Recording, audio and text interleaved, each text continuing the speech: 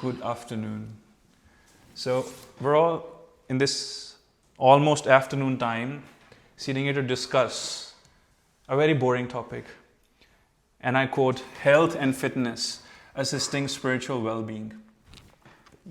You can all... Okay, Haribo. You can hear me, right? We don't need the mic. Okay.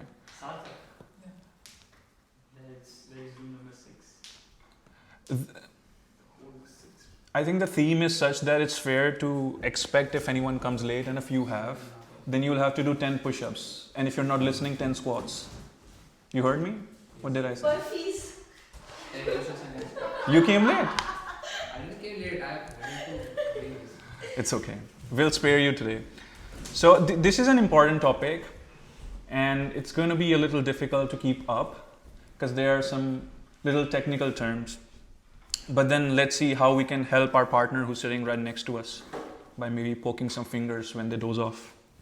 Yes, some demonstration here. Thank you. So Monil, you'll help me with the slides, please. Can we get started?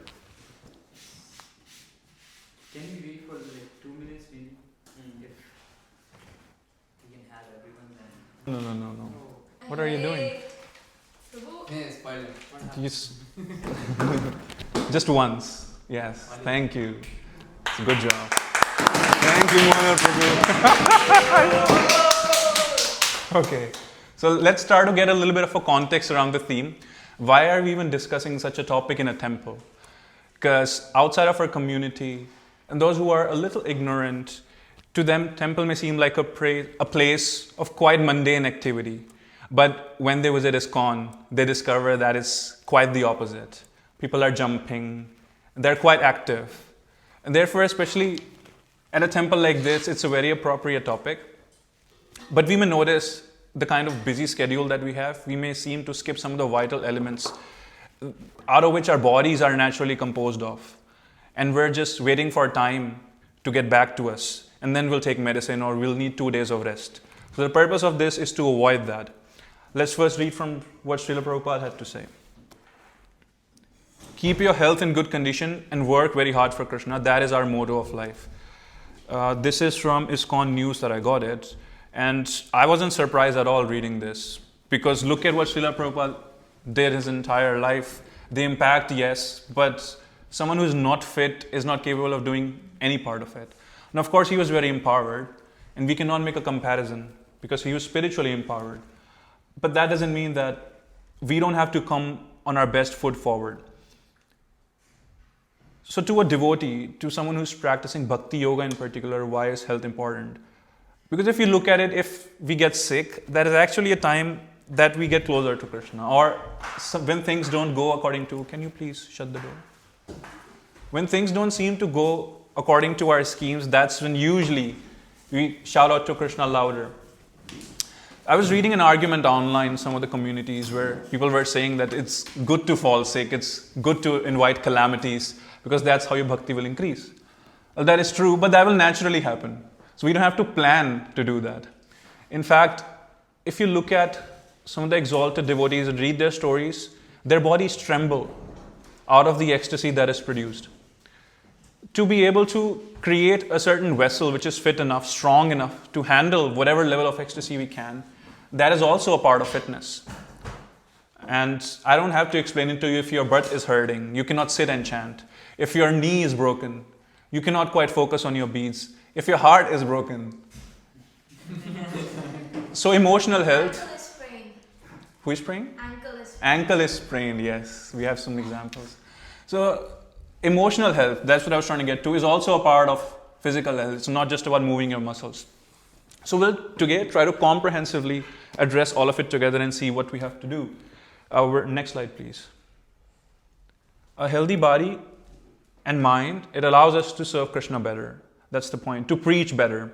In fact, a part of our spiritual activity here is to go out to people and invite the jivas who are lost in the material world to go back to Godhead, where they come from originally. So we have to appear in a certain way also. We have to set forth right examples. Imagine going as visibly looking tired and weak. They'll just look at you. They'll hear you later. The first impression will be just how firmly you're standing. What is your body language? how lit up your face seems to be, how is it glowing and whatnot. And all of it is just related to health. Someone like in such a pose, I know you're not doing well, I hope you feel better soon. But someone with such a posture, when going out to people, just feel free to be relaxed. Of course, people will only yawn looking at you. They won't quite listen to your lectures about Gita and whatnot. Okay? So it's not about appearance for us here. It's about giving our best to devotional service. And of course, it assists our ability to sit in japa for longer, which for me is very important. Because I've observed on the days when I'm feeling light, I feel like I can jump out of the room, just walk without knowing that I don't even have a body in the first place to exist. That's when I could feel my japas to be much deeper, not where I have to drag my body towards everywhere. So we have some examples of some devotees who we can see how they were fit. Just one tap. Okay, this is an exalted devotee, but a perfect embodiment of fitness. Can you see? You can come here if you can see. Okay. No, Prezi is just the label. I didn't get the paid version. Raghunath Prezi. Raghunath Das Prezi. Anyway. So Lord Hanuman, if you look at him, of course it has to be a very fit person to leap over houses and burn down an entire city and to lift a mountain on his hand. Of course, yes, fly over, just with one leap, jumped over, crossed over an ocean. Imagine the hamstrings that he has, the calf muscles that he must have. Now, he's empowered by spiritual energy. And even if he looked very thin, perhaps in some moments he did, because he has some siddhis through which he could transform his whole bodies. Silence your phones, please. So we cannot make a comparison, but there are devotees. If you just observe how they were, how their personality was, you'll get a lot of inspiration towards fitness in general and health. Another example, particularly for Mataji, something to relate to. Can you guess who that is? I mean, it's not very apparent, but... Draupadi. Hey, raise your hands. Okay, yes, raise your hands next time. Draupadi. Now imagine Draupadi's life, born a princess. She had to go to a forest. And they were in exile, and whatever they had to do. And they were eating once a day, pretty much. It takes an effort, right? If she has to make some chutney to go with the rice, she can't quite get the blender. Yo, Bhima, pass me the blender, right? It doesn't work like that. You have to get the herbs. You have to put it in some rock, and some mortar or pestle, whatever. You have to grind it. It involves a lot of muscle work. You have to go fetch water for Pandavas, and Bhim, he needs a lot of water too, I'm guessing. So it involves a lot of physical activity. She's definitely fit, to say the least. Any other similar example, similar storyline you can think of a female devotee? Not devotee, well, that's the consort herself. Mother Sita. Mother Sita also had to go to a forest. Similar storyline. Mother Yashoda. Of course, she had a lot of handmaidens to assist her. I'm not saying that she wasn't healthy enough, but it's not exactly the same theme because she had a lot of handmaidens to address her. She didn't go to an exile. You need some energy, some kind of fitness to run after Krishna. 100%. 100%. Can we guess next? Yes. Next guess?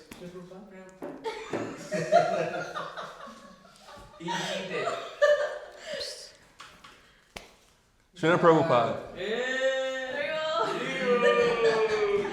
And of course, we have his very dear disciple who we've seen walking so much, No, that's okay. This is a conversation. But what I'm saying is that he cannot, when he came to the United States, to the Western world on a ship. How many of you have been to a cruise before, a ship ride? Longer ship rides, multiple days. Okay, for an hour even, you start to feel like you want to vomit. Especially if you go to an ocean, not lakes here. These are freshwater lakes around Toronto. They're very calm. If you go in an ocean on a ship, it moves like this. And you're quite moving like this for days and weeks and months. It's not easy to survive at such an age. Obviously, he's empowered, very empowered. But you need fitness. You need to know what are you eating right and what not. And when we hear from senior devotees about Srila Prabhupada, how picky he was with what he'll eat. And at the time he'll eat, if it's sunset and whatnot, you'll know that he was always Krishna conscious. He wasn't food conscious or health conscious. But there was definitely a lot of health that he was taking care of himself and his devotees.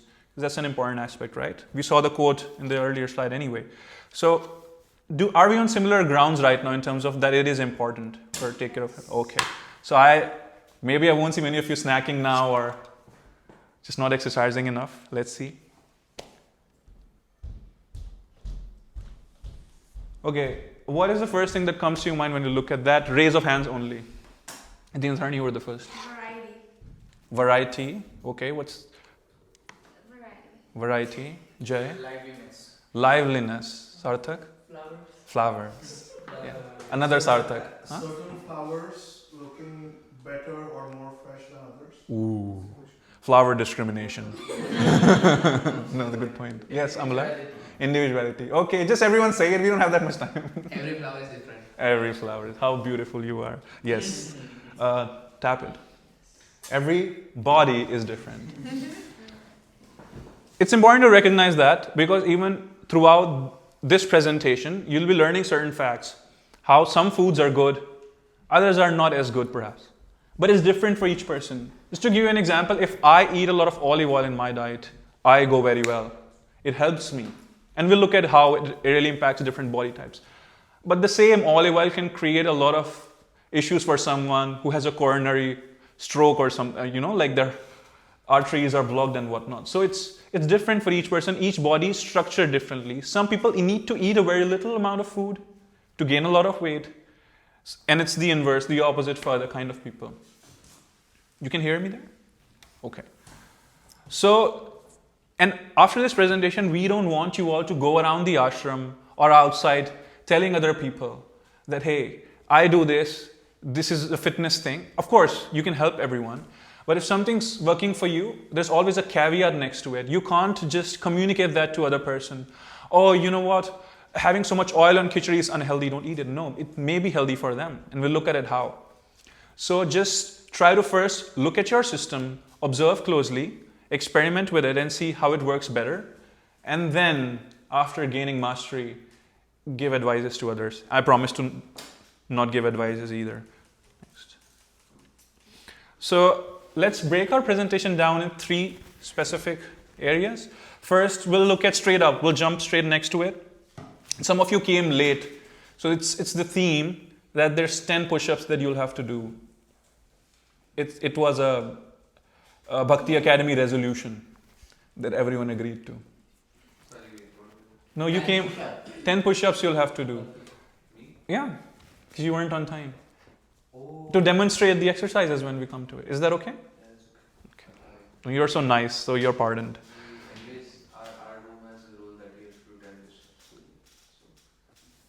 Okay.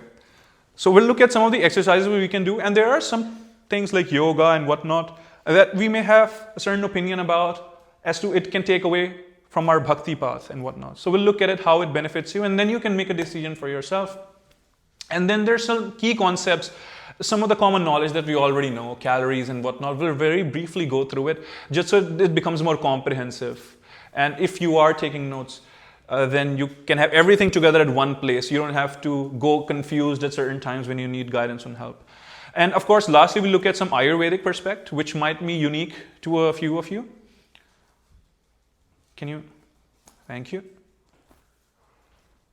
Yes. So there are different ways of exercising, right? And often, I want to start with a very beautiful example. How many of you are from Punjab, India? One person. Or around. Do you have, maybe it is valid to other regions of the world also, but do you have some Pammi auntie or Billo Panji or some Bhua, some aunties and whatnot who want to just give all the advices about health to the world, but hai mere gode dukh de, their knees are aching and they can't walk properly and I just want to take a rest, and yes, they look quite inflated with no offense to anyone. But the point is that there are so many opinions that people have. Oh, I just walk. Oh, we walk for 1 hour daily in the park. That is the best exercise. Hi, Babu. Tu bhi kiya kar. You also should do that. Why do you go to gym? Why do you do yoga, etc., etc.? Well, it didn't work for you, aunties, with all respect. There are certain proper reasons. There is a reason why we need to strength train our muscles. And you can't quite cover that or like substitute it with walking. Now walking is very important. And what you can get out of walking, you can't get out of strength training. So every element has to be incorporated in our lives. Therefore, we'll look at it each aspect individually. Let's first start with basic, walking and swimming. What is one of the benefits you can think of this approach? Swimming, not so much, but walking. Regulated heartbeat. Regulated heartbeat, a benefit. But I'm saying, very, like it's a super big pro of it, which you won't find in other things. You're in harmony with the nature. You're in harmony with the nature. Well, what if I'm walking here? Then you're not. So, but what is that characteristic thing about walking? It's super easy. Yes, it's convenient, it's easy, it's basic. That's the first physical exercise we learned, how to walk. We don't have to teach people how to walk, right? And you can do it here, there, wherever. So it's convenient. Swimming, originally, human beings, when they live close to nature, was very convenient. There's a pond around, sometimes you can go swim. But what it does is, it gives your lungs a good exercise. It gives your heartbeat a good exercise. It's very important to train your heart how to handle high pressure scenarios, to be fitter and fitter. Walking and swimming does that. That's the biggest benefit that I see of them. It also helps in toning your overall body. If some of you have that concern, getting into leaner shape and whatnot. It's a good aerodynamic exercise. So there are certain exercises in which you do oxygen heavy. So you breathe in a lot of oxygen and then you do it in His presence. There are others which involve you to not breathe so much. We'll not go there today. It also helps you in expanding your lung capacity. How is that important to us here in Bhakti? Chanting, yes. And you'll notice the inverse is also true. When your chanting starts to go deeper, you'll notice you're not breathing so much. When chanting goes deeper, your breath also becomes very subtle, naturally. Because somewhere your identity with your body also recedes a little bit. You're tasting the transcendental platform more so in deeper states of chanting. People who go into states like Bhava Samadhi, which is very much, Bhava Samadhi is Bhakti. There are other Samadhis which are outside of Bhakti Yoga. They sometimes, you can't even notice their breathing. And there have been studies on different people in different states of Samadhis that their bodies are under minimal function. Just bare minimum activities happening. Yet they come out alive after months or different states. So deeper breathing is very important. And the kind of lifestyle that we have today, if you just look at our Instagram, just scroll through reels, that's not just training your mind to be attention deficit, that's also training your mind to be, your lungs to be breath deficit. You notice when you're not paying attention and you're switching from one object of concentration to another. Oh, that's a reel about cakes. Now let's next reel about Kirtan next door. Next reel about Priyanka Chopra, what is she doing? And next reel about this and that. We're changing our object of focus just so quickly. And our brain, our lungs are quite connected. Our breathing is not that regulated and deep. It's not normal. Human beings have not experienced such a breathing in nature. So naturally our minds are going haywire. We're anxious all the time because we're not even breathing properly. So walking and swimming will definitely help in that direction. Something else related on the screen right here, which will help in that direction? Pranayam. So pranayam, let me first address this topic bluntly. Pranayam and things like Surya Namaskar, can they make us move away from bhakti? Or is this mystic yoga? Because I have done a lot of these things in the past. It's not even yoga. Pranayam, Surya Namaskar, some of the basic yoga postures are preparatory steps. They are not advanced yoga practices.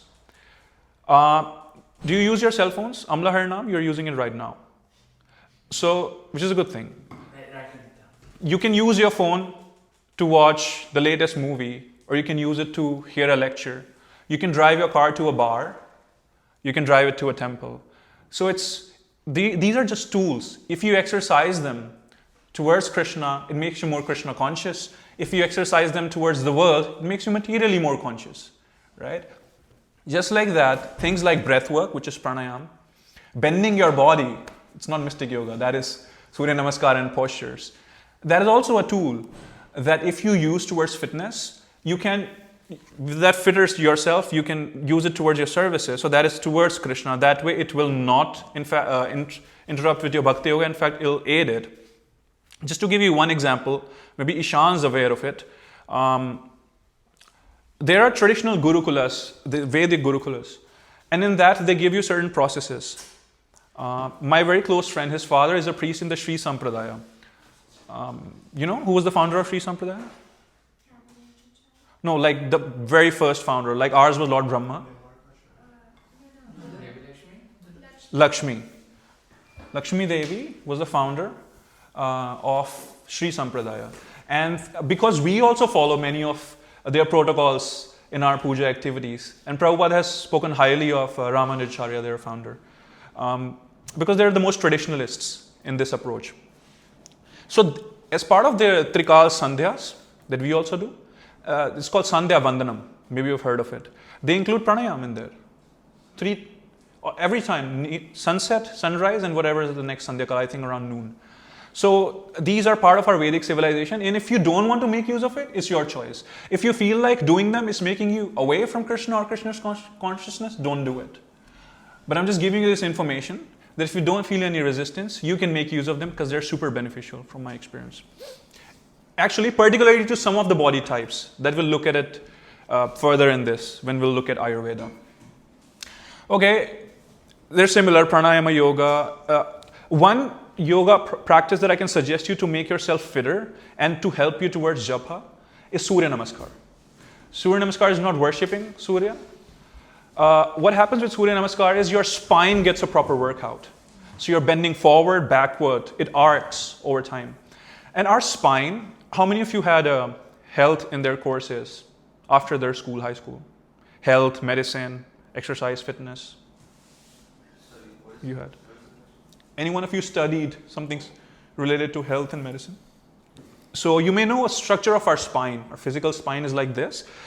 These are vertebrae columns. So there are bones stacked over each other. And the spine is in between them, or our nerve endings are in between them. Now there are certain tissues and muscles which connect these bones. How do you train them at a gym? Stretching can help. How do you train them otherwise? Yes, but yoga namaskar and yogic postures, because they incorporate breathing. That's the key. They incorporate breathing. If you're bending down, you have to breathe out because your lungs are collapsing, so all the breath has to go out. That trains your back and spine muscles much more better than any other exercise.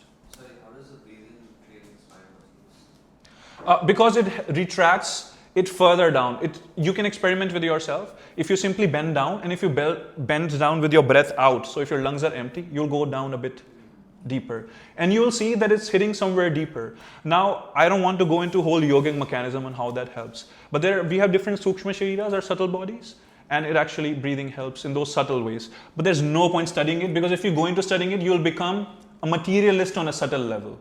That is also material only, pranas and whatnot. Surya Namaskar is super helpful. You can go on any YouTube video, I don't endorse any particular one, to learn it. Strength training. My beloved Bhuva, my aunt's enemy, rival. Strength training is very important. Our muscle groups are actually like endocrine muscles almost. They have their secretions. And it's important to squeeze them.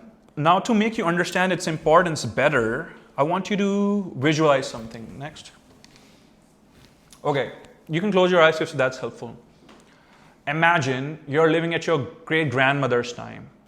You have a mother.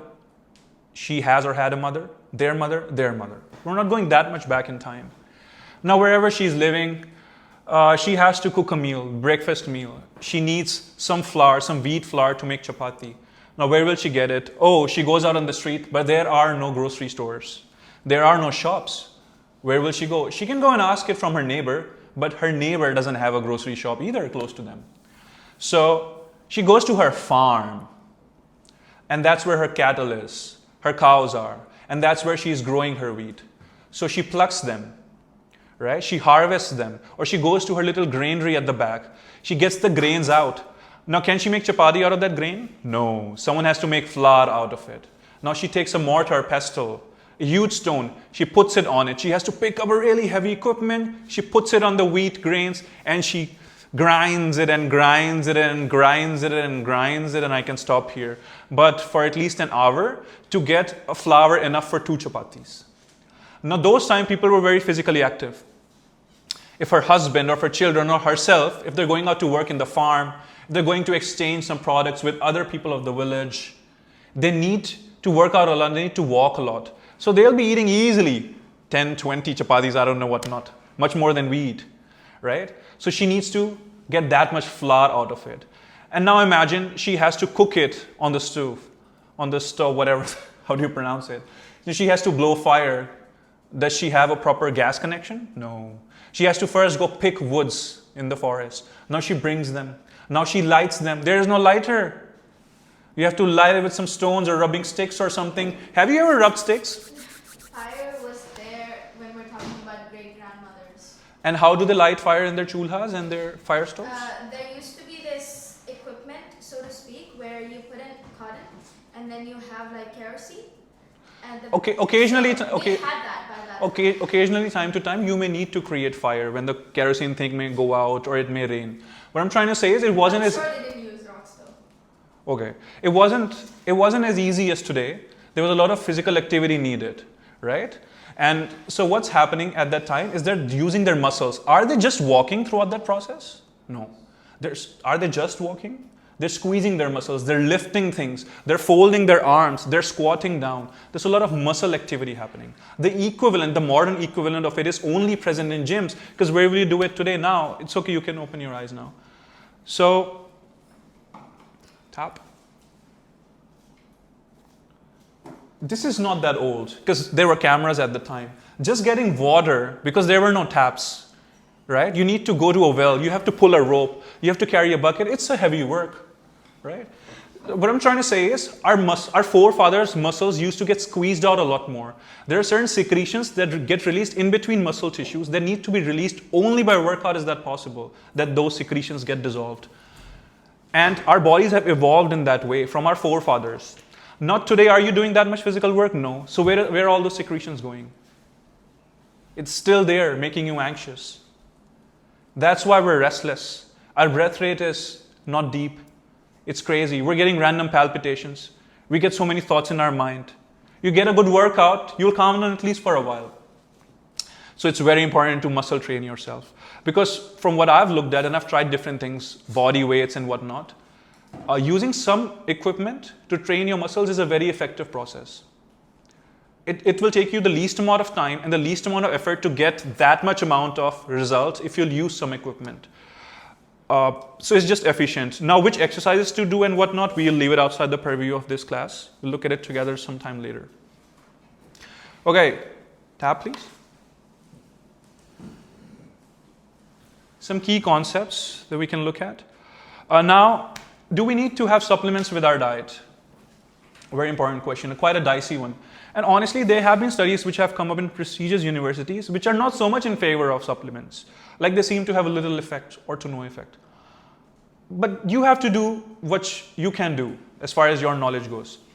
Just look at our food today, and there's been studies done by United States Health Department on orange. So I'm just citing one study. On orange, that it has 8 times less vitamin C today than just 50 years back. 8 times less vitamin C. So if our people in that generation, they were eating oranges for vitamin C, and if they used to eat 2 a day or 1 a day, we have to eat 8 to 16 oranges a day for the same vitamin C. Can you eat 8 oranges a day? No. Some of us, we can't even buy 8 oranges a day. It's just costly. What I'm trying to say is that it's very difficult to get nutrition out of present day meals, out of present day vegetarian meals, especially so. So it's a good idea to incorporate some elements of supplements in your diet, but of course you should take expert help, consult doctors before getting into the details. But getting a bottle of multivitamins is pretty safe. That's why they're available on off-the-counter shelf. Like what, over-the-counter? Over-the-counter shelves in pharmacies, so you don't need a consultation or a prescription to get it. On most times a month, one multivitamin pill a day should be fine. It shouldn't be a problem. Yeah, sorry, I'm just going to ask like how many times can we take it, or because honestly, like I've been thinking about it because even vitamin D is an issue here in Canada. And people have been recommending tablets of that, but like I just don't know how to go ahead with this approach because in India, like I haven't had this approach, but like here now I'm thinking about it. Yeah. So it's just like one tablet. Yeah, so there's, I don't want to name brands here, this is being recorded, but, but there are vegetarian brands which don't use gelatin. Gelatin is animal fat. You will get them at any pharmacy here at a very good price. They're not expensive at all. It's not even $1 a day for one pill. So you can have it once a day. I don't eat them on special days like Ekadashis and full moons when I don't want to consume much chemicals. Okay. Protein supplements, are they important? Thank you, Prabhu. Do you take it? You do? Paneer. Paneer is not a supplement. Supplement is anything which is outside of your diet that you need. So supplement is not your main food. That doesn't mean that, oh, I have had my protein supplement today or I've had my multivitamin pill so I can skip a meal. No, that's not what we're trying to get to. Supplement is an addition to your main course. Sorry, Amla Prabhu, yes? You raise your hand? I took supplement protein. Oh, wonderful. So protein supplements also, because they are highly processed foods anyway. So they are not the ideal food. Let's get to a reality. But we don't live in an ideal world today either, because nutrition is just so absent in food. So it's a good idea to balance, to see how you can use the least amount of supplements to support your health. There could be digestive issues with these things also, because they're very processed. So you have to find, according to your body, where do you draw a line? Now, protein is very important for our body. Our cells, every part, intercellular level, here and there, proteins, they're very highly required. Now, protein is a group of different chemical compounds. There's no one thing in nature which you call protein, right? You know it more. Why didn't you raise your hand? You're a nurse. When I asked that if someone has a background, okay, if you have to add anything to what we say, you have to please support us. Sure. So protein is important because there are a group of compounds that are called amino acids. Right? So there's no such thing as protein in nature. I think there are 14 kinds of amino acids, and a few of them are essential amino acids, which our human bodies cannot produce by ourselves out of the food we eat. So we have to get it from outside. And there is, except for dairy, there is no vegetarian, and quinoa, there are very few, almost no vegetarian sources which are complete amino acid profiles food sources. So to understand it simply, there are 14 kinds of proteins. We need all of them from our food. But in a vegetarian diet, in one thing, let's say a soybean or a rajma, which is kidney beans, you can't find all of those 14 kinds of proteins.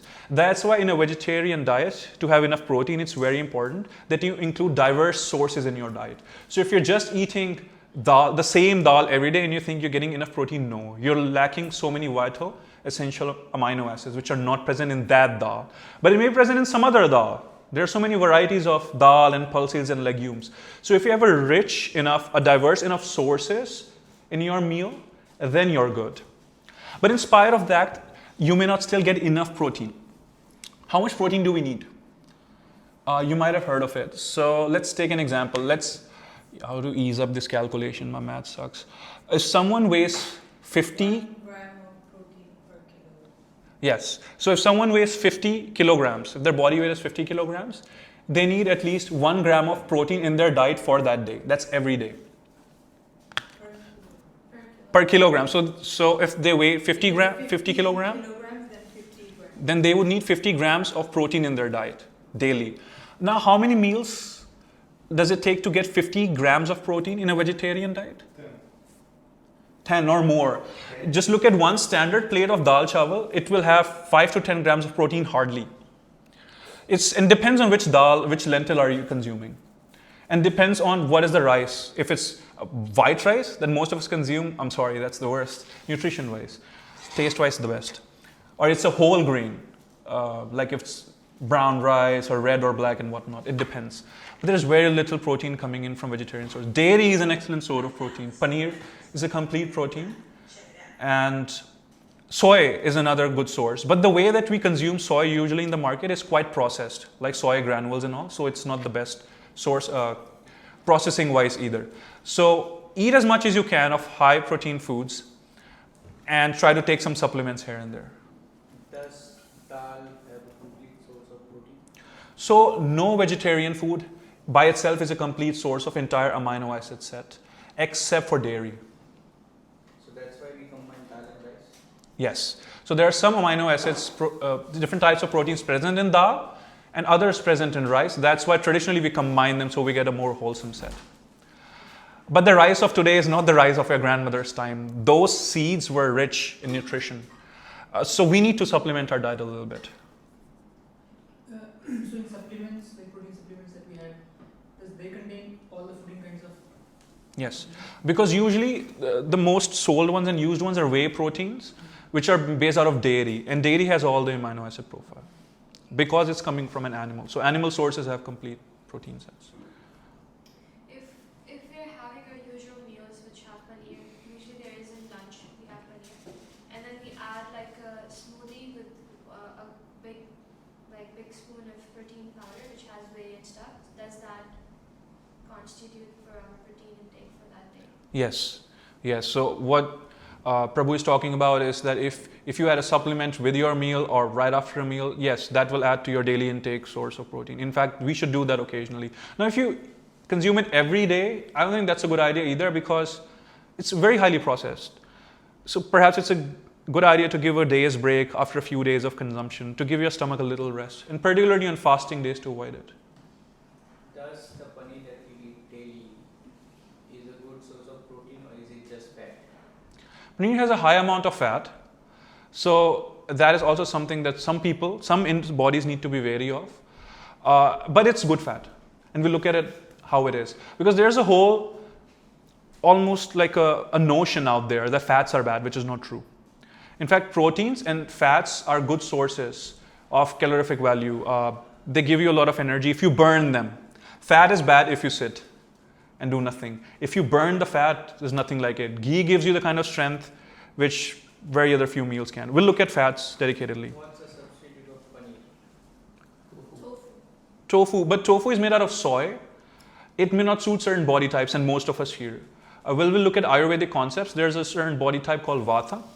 Tofu really increases that, and that can give a little bit of an anxiety. But it's a good idea to include soy in your diet also, perhaps for 1 or 2 days a week. So the idea is to get a good mix of diverse sources, and then it works very well for protein. We're discussing this, but we have little to no control over what we consume. Yeah. So that's why we need to use supplements, especially here, because we live in a monastery kind of a setup, and we get the food that we get. So supplements are even more important for us. And there's a certain ratio which which you can pick, right? Like if you're eating dal rice, lentil rice, you can eat few spoons of rice just for taste and just because you're used to it, and you can eat much more of the lentil. So you can fix your proportions like that to further enhance your meals.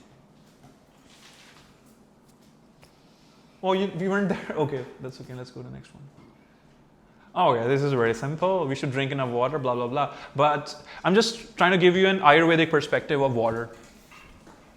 It's not so much about the quantity. It is important to how much water you drink, but how you consume is very important. Because water is the most fluidic of all the 5 elements, and we'll look at the elements a bit later. Water is amazing. Why is it that only we use water as charanamrit in the temple deity worship? Why don't we use something else? Water is is it just convenience that you can spill it around over everyone's head? It's easy. Then why don't we use something else, maybe fragrant oil or, I don't know, aroma, itra and whatnot? It's because when we do arti, we offer all the 5 elements. Yeah. So the water element, we just offer water for that because it's the most water. Water is the most water, yes. But there's a reason.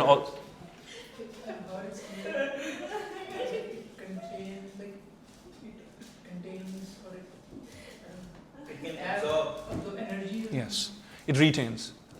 So I don't know if you've observed as part of your laboratory studies ever, like you can observe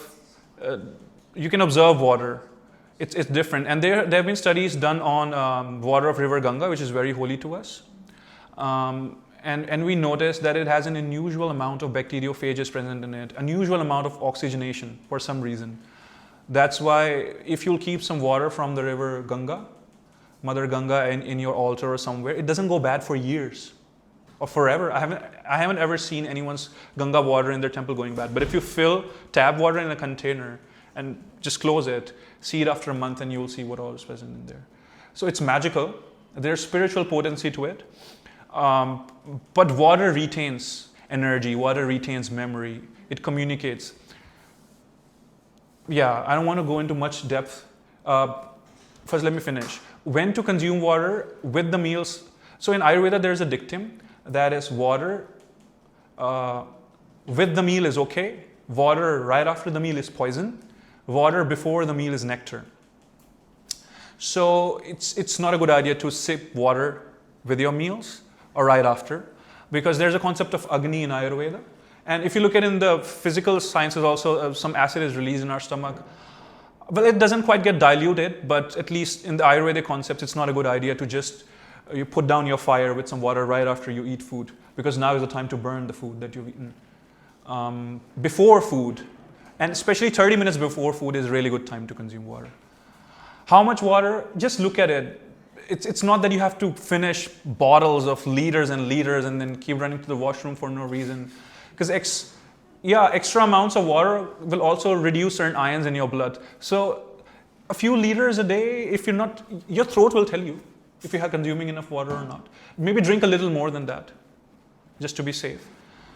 So and it's very reverential. It's not random that our Brahmins and traditional people, when they start to eat their food, around their plate, they use their water for Achman. Everywhere we're using water. It's not just convenience. It has a certain potency to it. Our body is made of 70% water. Yeah. Then why do we need to keep drinking water? Because our body is also in a flux.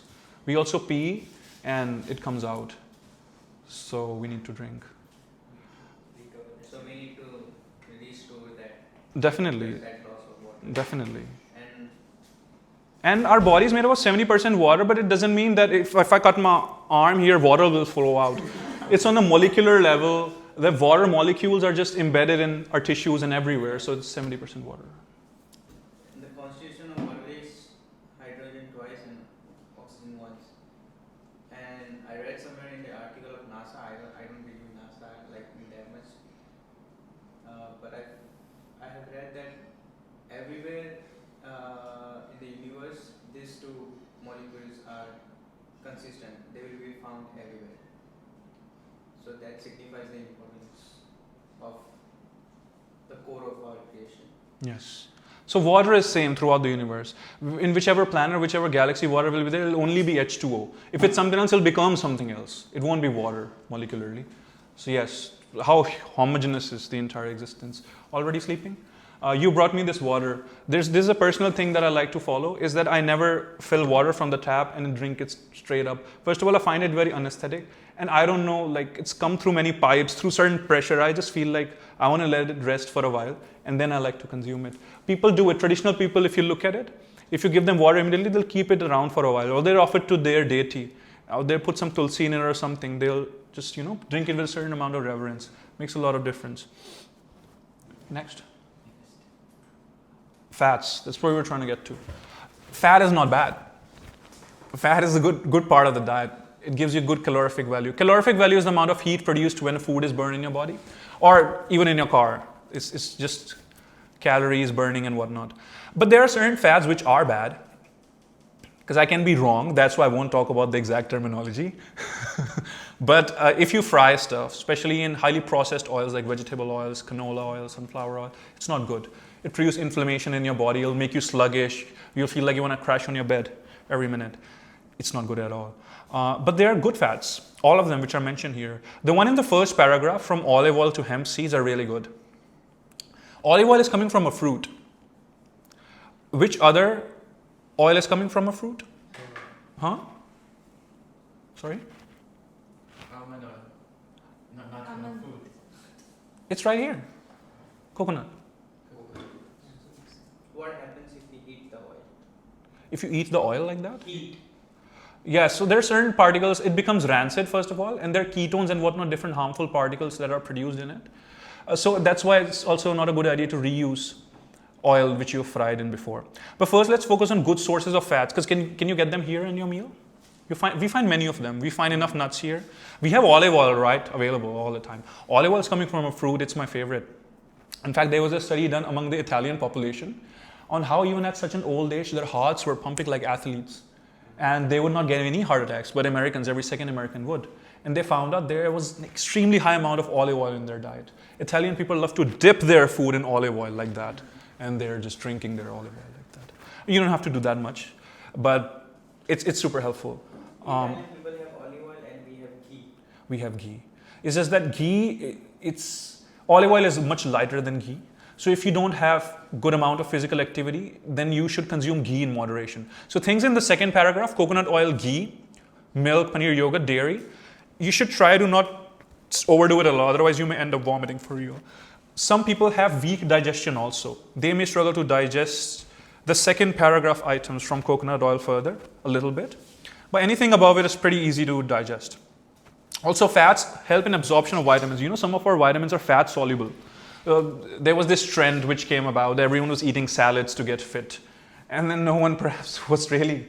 Of course, you'll lose weight if you're being calorie deficit. If you're eating less and working out more, you'll get... But you won't quite feel... A part of being healthy is about feeling healthy also, right? You're feeling good about your body. You're feeling enthusiastic, like I want to go and do that service or I want to do this and that. People were struggling with... And they were started to give up on their salads. And then it wasn't a big discovery. It's just that... you need some fat to absorb some of the vitamins, so it's a good idea to have fat in your diets. That's why traditional salads have some olive oil in them, Europe-based. And in India, we have tadka, which is tapering. So we put some ghee or some sesame oil on a gas, and then we heat it. Then we splatter some seeds in it, and then add it on top of our food to get that extra fat. If you eat fat, will you get fat? Will you gain weight or not is dependent on how many calories you're consuming and you're burning. It's a simple mathematical equation. And fat gives you a lot more calories than others do. That's why if you're eating a lot of fat and you're not exercising much, you're more likely to gain weight. But so is true for carbs and proteins even. That if you're eating much more, but just that the kind of weight gain that happens out of a lot of fat in your diet is not as good as, let's say, protein. Right? Because protein helps in building better muscles. That's good. But fat will give you very good belly. How much yogurt should we eat in a day? Yogurt? Yeah. So it depends on individual body type. And honestly, when I want to approach this session primarily with the Ayurvedic perspective, because we so much know about the medical sciences, Ayurvedic perspective is unique. So there are certain body types, they can consume a lot of yogurt. And like the Amala Harinam of yogurt consumption, right? He's a guy at our temple who eats a lot of yogurt, finishes it all. In fact, others cry and they don't get it. I find it easier to eat yogurt than to drink milk. Like for me, I haven't had a good glass of milk in such a long time because I feel like vomiting. Yeah. So Then your body's telling you that it's not good for you. It's okay. Yogurt's good too, is just that yogurt has a certain heat aggravating effects, which milk doesn't. So it's recommended to consume it in some moderation. Whenever we used to go out for exam, our mom used to feed us Very one good. spoon of yogurt with chini or something, Yes. and that was considered as like auspicious. Auspicious. good luck. What's the scientific or I don't know, Ayurvedic? So scientifically, if you look at it, it has a lot of probiotics. The yogurt is really good because also it has good bacteria. It's good for your gut. Especially with the processed food that we're eating and the fried food and oils and whatnot. Canola oil primarily, seed oils that are a problem. Our gut bacteria cries. How many of you did not know that we had bacteria in our gut? All of you knew, right? So there are some studies happening which say that gut is actually our second brain. So it's very much how are you in your stomach? If you're upset, then your mood's gonna go bad. And it's very important. In fact, in Ayurvedic concepts of maintaining brahmacharya, one of the key principles is to make sure you never get constipated. Because if your food isn't running smoothly through your guts, it's kind of constricted there, it will create issues. If you look at it scientifically, it creates a lot of gut bacteria growth, which is unnatural. And that leads to a lot of other hormone secretions. And when all the hormones are being secreted, some of the exciting hormones are also being secreted. So, yes, when you eat dahi, it supports your gut bacteria, you feel calmer. That's why our mothers traditionally used to, or before going to war, they used to. And also, they used to offer what is called Panchamrita and these traditional offerings to deities. So people would take them before going. Good part of it would be yogurt. Yogurt, honey, ghee, it's a mix of 5 things, stuff like that. So that's also why typically yogurt would land up all these people going to war and education. Timing, when to eat, is very important. See, especially when we're busy in services and all, we cannot always properly follow it, so that's okay.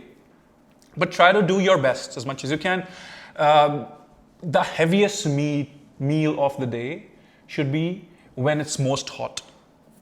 Because sun in Ayurveda is said to support your gastric agni or fire, which is noontime, afternoon time, especially when the sun is at the top, which is 12 noon. Many traditional people in Gurukulas, they would only eat at 12 in noontime, primarily, and then they would have something light like fruits and whatnot in the evening, not much. That's the best time to eat, but it's okay. Maybe you skipped the dinner and you've been up since Brahma Muhurtam, you're very hungry at breakfast time, by all means take it. But it's a good idea to have light breakfast, heavy lunch, and a light dinner. That's a traditional principle. But of course in America it's been advertised that a morning without cornflakes is incomplete. So you need to have a heavy breakfast. Because see, if I have to make people my slaves and make them work in my factories, I'm a capitalist, I need them to eat all they can in the morning so they're less hungry throughout the day and I can get more work out of them. So a lot of our food habits and clothing habits and whatnot are purely a product of economic events that have been happening in the past century, and Ishan knows so much about it. We chat about it so much as well. So just look at some of our traditional things, you'll find a lot of value there. What if I'm hungry before going to bed and right after I'm waking up? Yeah. So of course, right after you wake up, you should just follow some austerity and get to the breakfast time, especially for those of us who live here. It's a good idea to just only stick to the times that we're regulated to eat by or closer to it. Otherwise, we'll develop a habit of doing our own thing, which is not good for discipline. But what I'm saying is that especially if you're going to bed and you're a little hungry and there's going to be a lot of waiting time before breakfast too, it's the best time to consume milk. Milk, yogurt, and buttermilk. There's an Ayurvedic dictum that consume yogurt in the morning. Yogurt in the morning, mothers used to give us before going to work and everything. Calms you down. And it's also a little bit heat aggravating, which you need in the morning. Buttermilk, which is chash or lassi, which is yogurt mixed in milk, in the afternoon, because that's cooling. And also my favorite. And then milk in the nighttime. Because it makes you heavy, it makes you sluggish. Have you ever experienced you had a huge glass of milk in the breakfast and then after that you're like, I can't move? It makes you sleepy, especially more so for some of the body types. So in the night, if you have milk, it'll support your sleep to go deeper. Can I eat yogurt or can I drink buttermilk at night? It's not ideal, but if there's no other option and you're hungry, sure. I mean, see, it's not a good idea to be very picky about these things also, because then that will make you health conscious. And what are we trying to be? Krishna Yes. That's there in the slide too. But my climax just got given away. But what I'm trying to say is that eat what you can where you find it. It's okay to be flexible and train your bodies to be flexible also, right? But there's an ideal and best practices that you should know.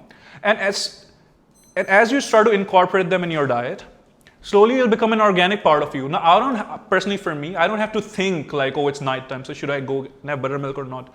I just know naturally. Like a cow, if you offer her something, she just smells it and she knows whether she has to eat it or not. She doesn't have to go on the internet and look up how many calories it has. Right? It's because our minds are fantastic. They're huge on our head. So it's an opportunity, but that doesn't mean we have to be stuck in it. So learn these, apply these, after a while it'll become organic and they'll naturally flow. But it's important to eat less after sunrise and eat more when the sun is at the top, if possible. What should be the ideal time between 2 weeks? You mean? Ideal time. Yeah, our breakfast and lunch are not very far apart. Yeah, that's why you should have a lighter breakfast. See, the thing is, if you don't have any breakfast here in such a setup, it'll be very difficult to get to services before lunch. Because you've woken up early and there are services that many of us are going to. If you go with an empty stomach, you may feel weak. So you should have some breakfast. But perhaps it shouldn't be the heaviest meal of your day. Your next meal should be the heaviest meal of your day. And anyway, we're not eating food here.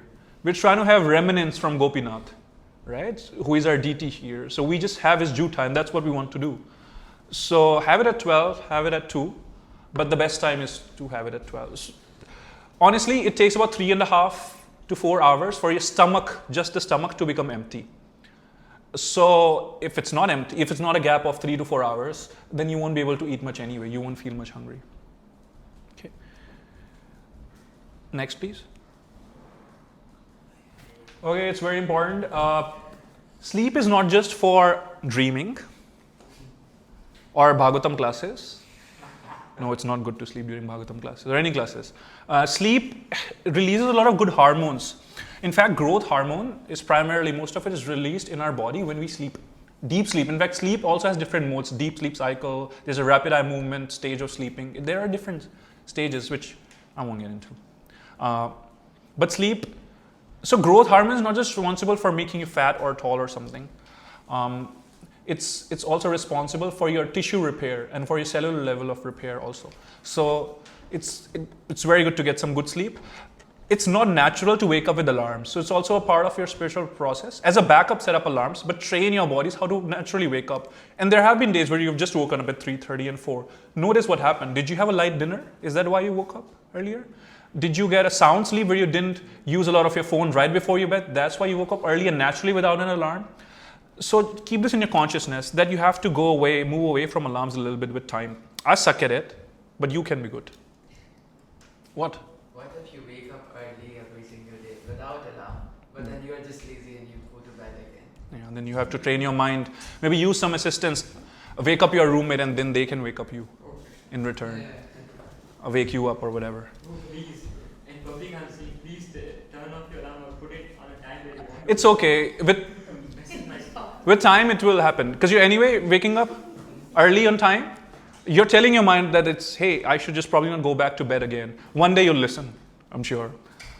There's very few of these concepts left. So I'll remove that song, please. It's like early in the morning, I don't want to commit an uprat. It's okay. So there are, some of us love to wear our socks, me too. But there's a principle of grounding, which is very important to stabilize our bodies, stabilize our minds even more so. Now, we have different circulatory systems in our body. There's a system in which blood flows, right?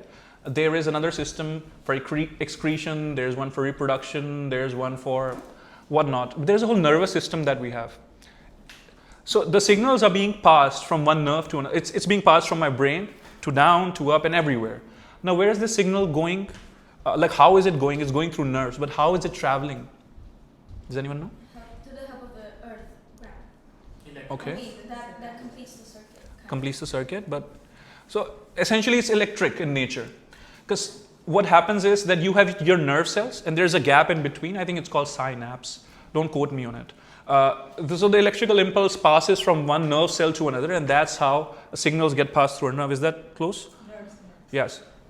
So it's electric in nature, a nervous system. Now it's electricity. All of the electrical circuits are grounded for excess current to flow, for free floating electrons and whatnot which are there to just to be grounded to the earth. And there's so many studies going on this right now. It's like a new big thing. How did our ancestors walk most of the times barefoot? On the earth especially, grounding themselves. You know, when we're grounding our electric circuits, like that plug here, there's a grounding wire. Where does it ultimately go to? The earth. And we're also electrical circuits in a certain way. We need to ground ourselves very much. It's important that you walk barefoot on earth. If your schedule doesn't allow it or weather in a place like Canada doesn't allow it, be without your socks in here, because luckily for us, the floor in the temple and buildings in Canada is natural. It's wood, or it's going to be some material from earth. It's not necessarily so artificial. So if you're walking on it barefoot, that will also help you ground a little bit. Grounding is very important. These days, there's a big investment going in empty sole shoes. So there are shoes coming out without soles. So why are you doing it? Just walk barefoot. Because, did you understand what I was trying to say? Yeah, but why? Yeah, why? Oh yeah. I don't know. Human beings do silly Yeah, I've things. heard of it too. Or even if the soles are there, they're very thin and made out of some. Copper. Yeah. So they'll put a copper strip in the sole, so it will connect to earth, and ultimately it'll ground you to earth only. But you won't remove your shoe and your socks to connect the earth because you think it's dirty. Well, you are dirty because your body is made out of it. So grounding is very important. It stabilizes, it reduces so much anxiety with regular participation in grounding. I had a question, sorry. A lot of Next. like a lot of sadhus before used to wear these Not karthals. Padukas. Huh? they call it Khadavs. Yeah, they call it I forgot the name. But padukas. Sorry. Yes.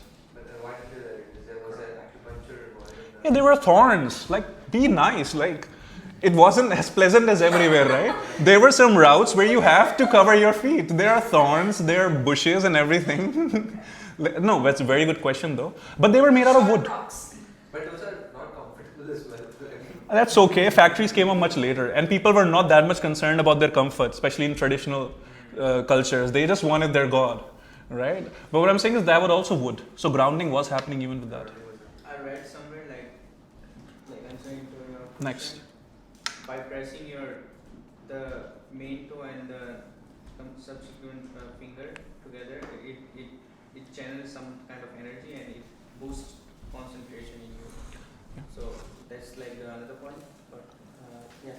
Yeah, so I mean, as a child, because I was asthmatic and my mother was trying a lot of different things. So she had tried this acupuncture thing. So like she would make me press my different hand parts on my hands. So just to increase the, I don't know, something or the other. But Okay. there is some significance of that as well. There is. All the traditional things have some significance to it, like people knew. Just with time, certain things do get changed also, right? Like we pick up some parts of a certain tradition and then we change it. With times, it can get a little corrupted. But it's okay. It's a good idea that we have science now to validate wherever we can. And then we can make an informed choice as well.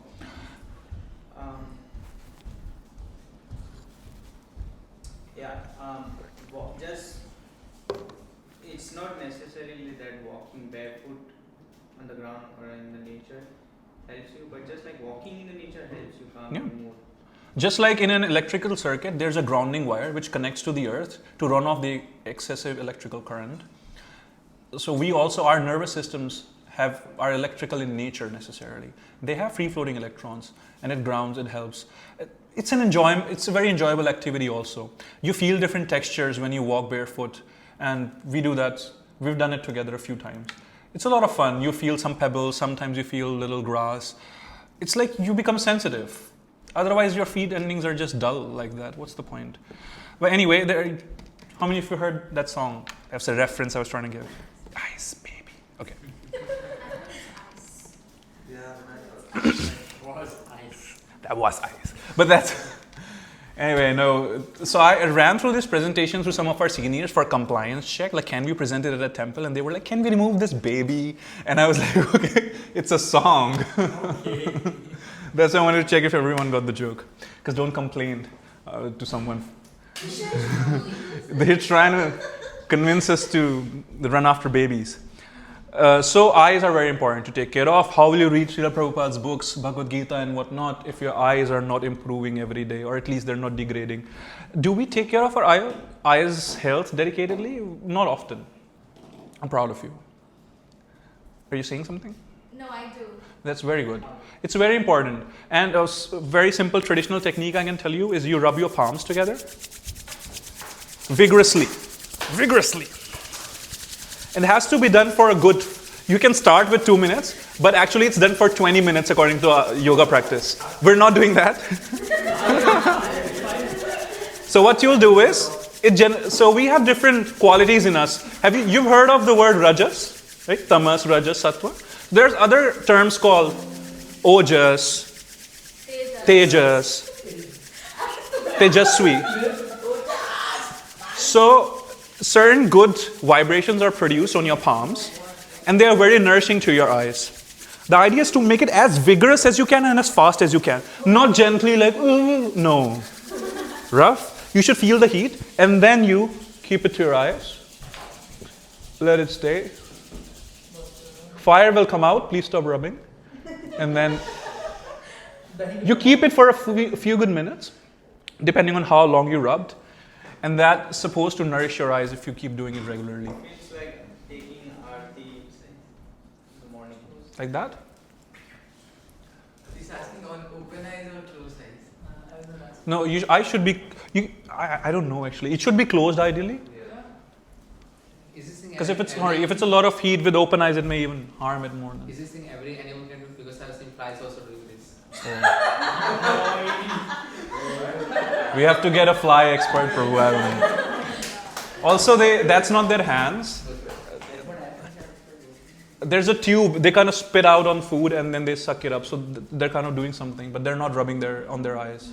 So if you know that you're gonna read for a long time or look at your screen for a long time, there's also the 20-20-20. 2020 rule. Were you gonna talk about that? No, thank you for So reminding can me. I briefly mention it? Yes. Can you be a bit louder? So So if you know that you're gonna stare at your screen or a book or anything that's like just there and at the same distance for a long time, then you should follow the 20-20-20 rule. Every 20 minutes, look at an object that is 20 meters away for 20 long seconds. And what that does is it helps your eyes, get aligned again. Because I would read a lot during COVID time, and after like an hour or two, my eyes would go blurry and I wouldn't be able to see, and I think that contributed to this Spectacles. increasing also. So 20-20-20 rule is very important, especially some of us who are computer science majors or whatever. We must do it. yeah. What happens is that it's not natural for us to focus on objects which are close to us for extended periods of time.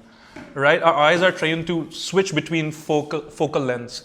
Yeah. Distance, close, distance, close. That's why you have to break that continuous steady with that focus. And there are certain foods like ghee, especially if it's coming from a gir cow or the traditional cow breed. There's nothing like that which is better for your eyes. It has a lot of ojas in it, which supports eyes. Did anyone? Yes. Okay, few of you. It's important to get sun. That's very good. For multiple reasons, vitamin D absorption, blah, blah, blah, this and that. Sometimes we just forget it. So it's more like a reminder, especially because it gets dark here, it's winter time. You can't do a lot, but whatever little time that you have to catch, you can go out there. Should you use sunscreen or not is such a contentious issue.